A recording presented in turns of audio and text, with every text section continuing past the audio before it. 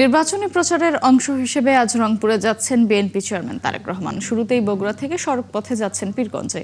সেখানে ২০২৪-এর July August আন্দোলনে নিহত আবু সাইদের কবর জিয়ারত করবেন তিনি। পীরগঞ্জে আছেন সহকর্মী ফরহাদ ইবনে মালেক, যুক্ত হব তার সঙ্গে। ফরহাদ, পীরগঞ্জে আবু সাইদের কবর জিয়ারত করতে যাচ্ছেন বিএনপি চেয়ারম্যান, সেখানকার সার্বিক পরিস্থিতি জানতে চাই আপনার কাছে।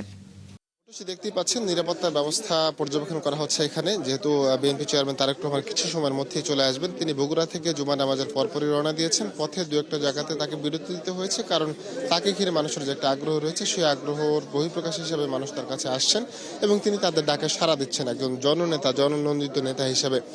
এই আবু সাইদের কবরের সামনে তিনি আসবেন এবং এখানে এসে তিনি কবর জিয়ারত করবেন। আবু সাইদের পরিবারের সদস্যদের সাথে তিনি দেখা করবেন, কুশল বিনিময় করবেন, কথা বলবেন, আমরা জানতে পেরেছি। এবং তিনি এখানে সাংবাদিকদের কাছে এসেও তিনি তার প্রতিক্রিয়া ব্যক্ত করবেন বলে আমরা জানতে পেরেছি।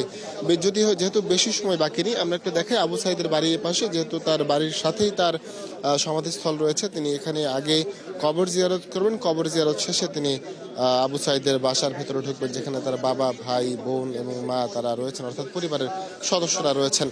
কিছু সময়ের মধ্যে আসবেন, যেহেতু তার আগমন ঘিরে কিন্তু এখানে একটা উৎসবের পরিবেশ এখানে বিরাজ করছে। স্থানীয় সহ অন্যান্য নেতাকর্মী যারা রয়েছেন, সমর্থক, সাধারণ মানুষ সবাই কিন্তু এখানে এসে উপস্থিত হয়েছেন। তারা অপেক্ষা করছেন যে কখন তারেক রহমান এখানে আসবেন। আর নিরাপত্তা ব্যবস্থা পর্যবেক্ষণ করা হচ্ছে, যেহেতু তারেক রহমান এখানে আসছেন সব সময়ের মতোই, সববারের মতোই।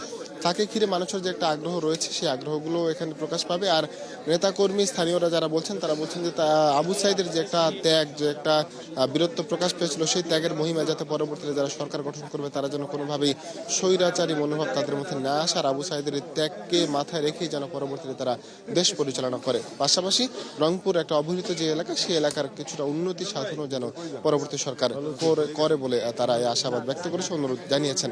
তো তারেক রহমান কিছু সময়ের মধ্যে আসবে, আসার পর আরো বিস্তারিত আমরা জানাতে পারবো আশা করছি। এখন পর্যন্ত আমার কাছে এই ছিল সর্বশেষ তারেক রহমানের আবু সাইদের বাড়ি পরিদর্শন এবং সমাধিস্থল জিয়ারত হিসেবে। ধন্যবাদ ফরহাদ, আপনিও সেখানে থাকবেন। তারেক রহমান পৌঁছলে আমরা নিশ্চয়ই আবারও আপনার সঙ্গে যুক্ত হব।